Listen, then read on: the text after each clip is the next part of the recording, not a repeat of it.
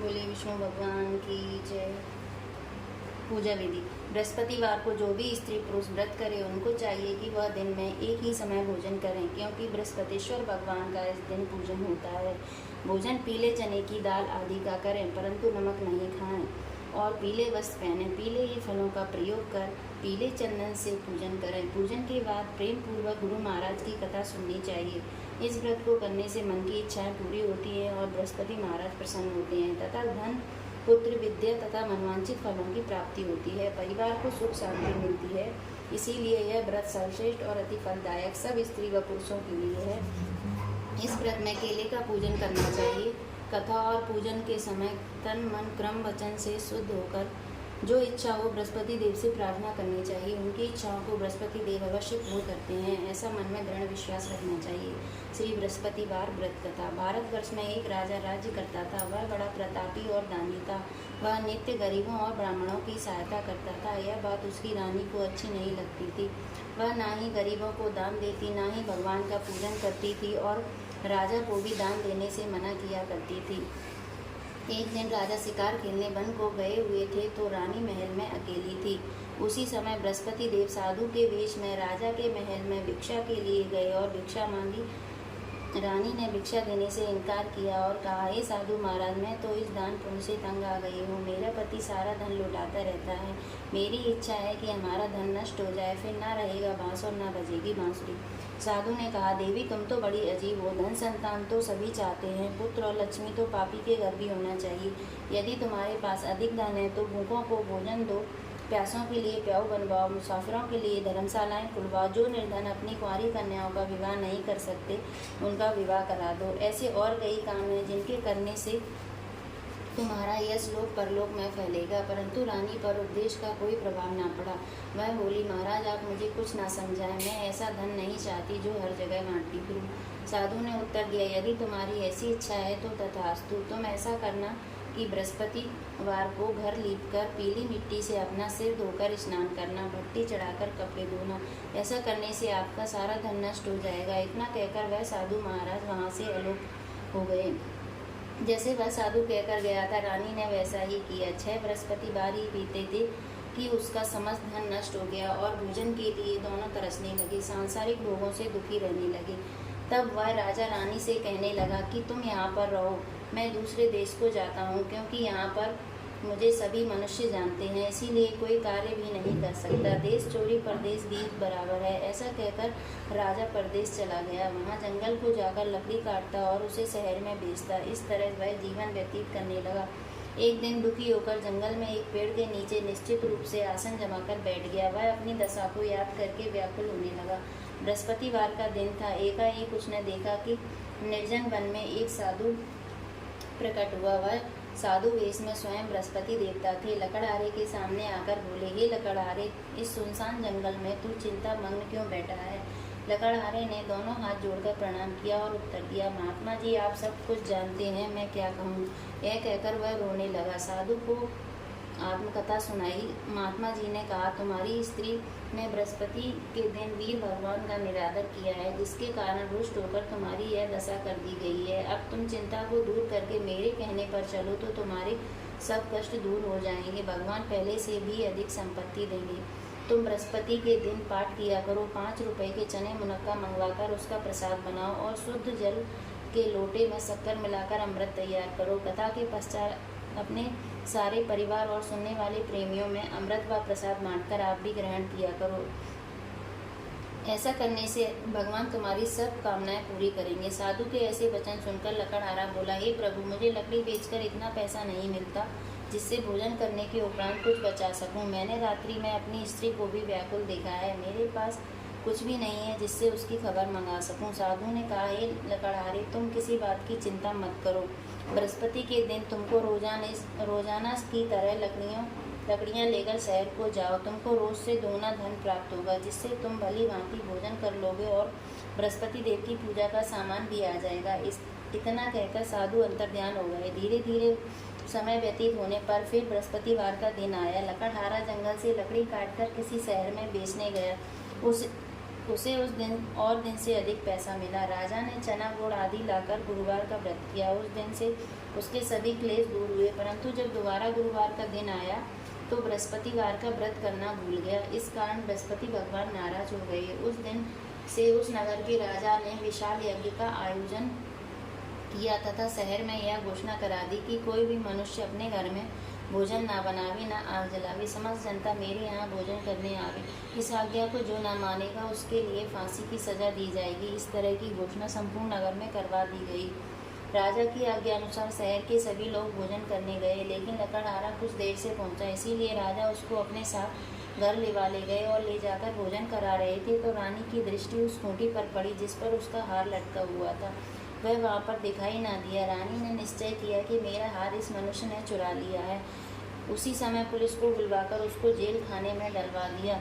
जब लकड़हारा जेल खाने में पड़ गया और बहुत दुखी होकर विचार करने लगा कि न जाने कौन से पूर्व जन्म के कर्म से मेरे लिए दुख प्राप्त हुआ है, और उसी साधु को याद करने लगा जो जंगल में मिला था। उसी समय तत्काल बृहस्पति देव साधु के रूप में प्रकट हो उसकी दशा को देखकर कहने लगे, अरे मूर्ख, तूने बृहस्पति देव की कथा नहीं करी, इस कारण तुझे दुख प्राप्त हुआ है। अब चिंता मत कर, बृहस्पति के दिन जेल खाने के दरवाजे पर 4 पैसे पड़े मिलेंगे, उनसे तू बृहस्पति देव की पूजा करना, तेरे सभी कष्ट दूर हो जाएंगे। बृहस्पति के रोज उसे 4 पैसे मिले। लकड़हारे ने कथा कही और उसी रात्रि को बृहस्पति देव ने उस नगर के राजा को स्वप्न में कहा, हे राजा, तुमने जिस आदमी को जेल खाने में बंद कर दिया है वह निर्दोष है, वह राजा है, उसे छोड़ देना। रानी का हार उसी खूंटी पर लटका है। अगर तू ऐसा नहीं करेगा तो मैं तेरे राज्य को नष्ट कर दूंगा। इस तरह रात्रि के स्वप्न को देखकर राजा प्रातःकाल उठा और खूंटी पर हाथ देखकर लकड़हारे को बुलाकर क्षमा मांगी तथा लकड़हारे को योग्य सुंदर वस्त्र आभूषण देकर विदा किया तथा बृहस्पति देव की आज्ञा अनुसार लकड़हारा अपने नगर को चल दिया। राजा जब अपने नगर के निकट पहुंचा तो उसे बड़ा आश्चर्य हुआ। नगर में पहले से अधिक बाग, तालाब, कुएं तथा बहुत सी धर्मशालाएं, मंदिर आदि बन गई हैं। राजा ने पूछा, यह किसका बाग और धर्मशालाएं हैं? तब नगर के सब लोग कहने लगे, यह सब रानी और बांदी के हैं। तो राजा को आश्चर्य हुआ और गुस्सा भी आया। जब रानी ने यह खबर सुनी कि राजा आ रहे हैं तो उसने बांदी से कहा कि दासी, देख, राजा हमको कितनी बुरी हालत में छोड़ गए थे, हमारी ऐसी हालत देखकर वह लौट न जाए, इसीलिए तू दरवाजे पर खड़ी हो जा। आज्ञा अनुसार दासी दरवाजे पर खड़ी हो गई। राजा आए तो उन्हें अपने साथ लेवा लाई। तब उन्होंने कहा, हमें यह सब धन बृहस्पति देव के इस व्रत के प्रभाव से प्राप्त हुआ है। राजा ने निश्चय किया कि 7 रोज बाद तो सभी बृहस्पति देव का पूजन करते हैं, परंतु मैं रोजाना दिन में 3 बार कहानी कहूँगा, रोज व्रत किया करूँगा। अब हर समय राजा के दुपट्टे में चने की दाल बंधी रहती तथा दिन में 3 बार कहानी कहता। एक रोज राजा ने विचार किया कि चलो अपनी बहन के यहाँ हो आवे। इस तरह निश्चय कर राजा घोड़े पर सवार हो अपनी बहन के यहाँ को चलने लगा। मार्ग में उसने देखा कि कुछ आदमी एक मुर्दे को लिए जा रहे हैं। उन्हें रोककर राजा कहने लगा, अरे भाइयों, मेरी बृहस्पति देव की कहानी सुन लो। वे बोले, लो, हमारा तो आदमी मर गया, इसको अपनी कथा की पड़ी है। परंतु कुछ आदमी बोले, अच्छा कहो, हम तुम्हारी कथा भी सुनेंगे। राजा ने दाल निकाली और जब कथा आधी हुई तो मुर्दा हिलने लगा तथा जब कथा समाप्त हो गई तो राम राम करके मनुष्य खड़ा हो गया। आगे मार्ग में उसे एक किसान खेत में हल चलाता मिला। राजा ने उसे देखा और उससे बोला, अरे भैया, तुम मेरी बृहस्पति देव की कथा सुन लो। किसान बोला, जब तक मैं तेरी कथा सुनूंगा तब तक 4 हरैया जोत लूँगा, जा अपनी कथा किसी और को सुनाना। इस तरह राजा आगे चलने लगा। राजा के हटते ही बैल पछाड़ खाकर गिर गए तथा उसके पेट में बड़ी जोर से दर्द होने लगा। उस समय उसकी माँ रोटी लेकर आई और उसने जब यह देखा तो अपने पुत्र से सब हाल पूछा और बेटे ने सभी हाल कह दिया। तो बुढ़िया दौड़ी दौड़ी उस घुड़सवार के पास गई और उससे बोली कि मैं तेरी कथा सुनूंगी, तू अपनी कथा मेरे खेत पर चलकर ही कहना। राजा ने बुढ़िया के खेत पर जाकर कथा कही, जिसके सुनते ही बैल उठ खड़े हुए तथा किसान के पेट में दर्द बंद हो गया। राजा अपनी बहन के घर पहुंचा। बहन ने भाई की खूब मेहमानी की। दूसरे रोज राजा प्रातःकाल जगा तो वह देखने लगा कि सब लोग भोजन कर रहे हैं। राजा ने अपनी बहन से कहा, ऐसा कोई मनुष्य है जिसने भोजन न किया हो, वह मेरी बृहस्पतिवार की कथा सुन ले। बहन बोली, है भैया, यह देश ऐसा ही है, पहले यहाँ लोग भोजन करते हैं, बाद में अन्य काम करते हैं। अगर कोई पड़ोस में हो तो देख आऊँ। वह ऐसा कहकर देखने चली गई, परंतु उसे कोई ऐसा व्यक्ति नहीं मिला जिसने भोजन न किया हो। अतः वह एक कुमार के घर गई जिसका लड़का बीमार था। उसे मालूम हुआ कि उनके यहाँ किसी ने 3 रोज से भोजन नहीं किया है। रानी ने अपने भाई की कथा सुनने के लिए कुमार से कहा। वह तैयार हो गया। राजा ने जाकर बृहस्पतिवार की कथा कही, जिसको सुनकर उसका लड़का ठीक हो गया। अब तो राजा की प्रशंसा होने लगी। एक रोज राजा ने बहन से कहा कि हे बहन, हम अपने घर को जाएंगे, तुम भी तैयार हो जाओ। राजा की बहन ने अपनी सास से कहा। सास ने कहा, हाँ चली जा, परंतु अपने लड़कों को मत ले जाना, क्योंकि तेरे भाई के कोई औलाद नहीं है। बहन ने अपने भाई से कहा, हे भैया, मैं तो चलूँगी, परंतु कोई बालक नहीं जाएगा। राजा बोला, जब कोई बालक नहीं चलेगा तब तुम क्या करोगी? बड़े दुखी मन से राजा अपने नगर को लौट आया। राजा ने अपनी रानी से कहा, हम निर्वंशी राजा हैं, हमारा मुंह देखने का धर्म नहीं है और कुछ भोजन आदि नहीं किया। रानी बोली, हे प्रभु, बृहस्पति देव ने हमें सब कुछ दिया है, हमें औलाद अवश्य देंगे। उसी रात को बृहस्पति देव ने राजा से स्वप्न में कहा, हे राजा, उठ, सभी सोच त्याग दे, तेरी रानी गर्भ से है। राजा की यह बात सुनकर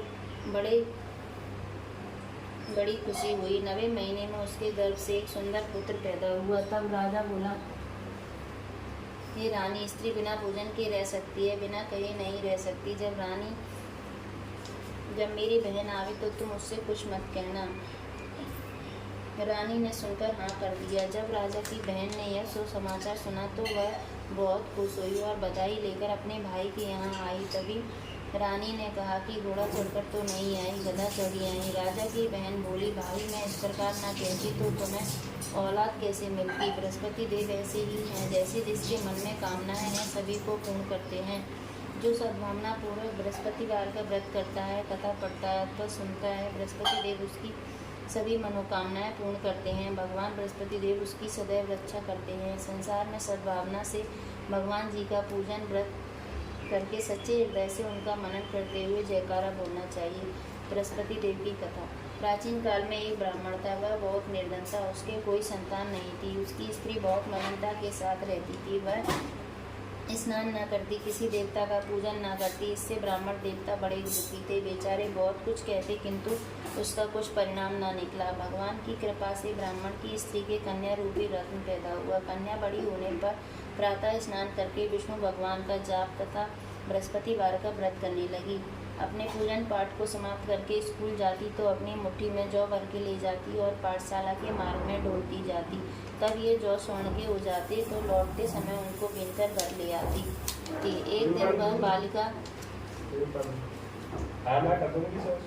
सूप में उस सोने के जौ को फटककर साफ कर रही थी। उसके पिता ने देख लिया और कहा कि ये बेटी, सोने के जौ फटकने के लिए सूप होना चाहिए, सोने का सूप होना चाहिए। दूसरे दिन बृहस्पतिवार था। इस कन्या ने व्रत रखा और बृहस्पति देव से प्रार्थना करके कहा, मैंने आपकी पूजा सच्चे मन से की हो तो मेरे लिए सोने का सूप दे दो। बृहस्पति देव ने उसकी प्रार्थना स्वीकार कर ली। रोजाना की तरह वह कन्या जौ फैलाती हुई जाने लगी। जब लौटकर जौ बीन रही थी तो बृहस्पति देव की कृपा से उसे सोने का सूप मिला। उसे वह घर ले आई और उसमें जौ साफ करने लगी, परंतु उसकी माँ का वही ढंग रहा। एक दिन की बात है कि वह कन्या सोने के सूप में जौ साफ कर रही थी। उस समय उस शहर का राजपुत्र वहाँ होकर निकला। इस कन्या के रूप और कार्य को देखकर मोहित हो गया तथा अपने घर आकर भोजन तथा जल त्याग कर उदास होकर लेट गया। राजा को जब इस बात का पता लगा तो अपने प्रधानमंत्री के साथ उसके पास गए और बोली, हे बेटा, तुम्हें किस बात का कष्ट है? किसी ने अपमान किया अथवा और कारण हो सो कहो, मैं वही कार्य करूँगा जिससे तुम्हें प्रसन्नता हो। अपने पिता की राजकुमार ने बातें सुनी तो वह बोला, मुझे आपकी कृपा से किसी बात का दुख नहीं है। किसी ने मेरा अपमान नहीं किया, परंतु मैं उस लड़की से विवाह करना चाहता हूँ जो सोने के सूप में जौ साफ कर रही थी। यह सुनकर राजा आश्चर्य में पड़ा और बोला, हे बेटा, इस तरह की कन्या का पता तुम ही लगाओ, मैं उसके साथ तेरा विवाह अवश्य करवा दूंगा। राजकुमार ने उस लड़की के घर का पता बतलाया। तब मंत्री उस लड़की के घर गए और ब्राह्मण देवता को सभी हाल बतलाया। ब्राह्मण देवता राजकुमार के साथ अपनी कन्या का विवाह करने के लिए तैयार हो गए तथा विधि विधान के अनुसार ब्राह्मण की कन्या का विवाह राजकुमार के साथ हो गया। कन्या के घर से जाते ही पहले की भांति उस ब्राह्मण देवता के घर में गरीबी का निवास हो गया। अब भोजन के लिए भी अन्न बड़ी मुश्किल से मिलता था। एक दिन दुखी होकर ब्राह्मण देवता अपनी पुत्री के पास गए। बेटी के ने पिता की दुखी अवस्था को देखा और अपनी माँ का हाल पूछा। तब ब्राह्मण ने सभी हाल कहा। कन्या ने बहुत सा धन देकर अपने पिता को विदा कर दिया। इस तरह ब्राह्मण का कुछ समय सुखपूर्वक व्यतीत हुआ। कुछ दिन बाद फिर वही हाल हो गया। ब्राह्मण फिर अपनी कन्या के यहाँ गया और सारा हाल कहा तो लड़की बोली, हे पिताजी, आप माता जी को यहाँ लेवा लाओ, मैं उसे विधि बता दूंगी जिससे गरीबी दूर हो जाए। वह ब्राह्मण देवता अपनी स्त्री को साथ लेकर पहुँचे तो अपनी माँ को समझाने लगी, माँ, तुम प्रथम स्नान आदि करके विष्णु भगवान का पूजन करो तो सब दरिद्रता दूर हो जाएगी। परंतु उसकी माँ ने एक भी बात नहीं मानी और प्रातः काल उठकर अपनी पुत्री के बच्चों के जूठन को खा लिया। इससे उसकी पुत्री को भी बहुत गुस्सा आया और एक रात को कोठरी से सभी सामान निकाल दिया और अपनी माँ को उसमें बंद कर दिया। प्रातः काल उसे निकाला और स्नान आदि करा के पाठ करवाया तो उसकी माँ की बुद्धि ठीक हो गई और फिर प्रत्येक बृहस्पतिवार को व्रत रखने लगी। इस व्रत के प्रभाव से उसके माँ बाप बहुत ही धनवान और पुत्रवान हो गए और बृहस्पति जी के प्रभाव से इस लोक के शुभ होकर स्वर्ग को प्राप्त हुए। बोलो बृहस्पति देव की जय, बोलो विष्णु भगवान की जय। तो आज की कथा पसंद आई हो तो वीडियो को लाइक करें, चैनल को सब्सक्राइब करें। धन्यवाद।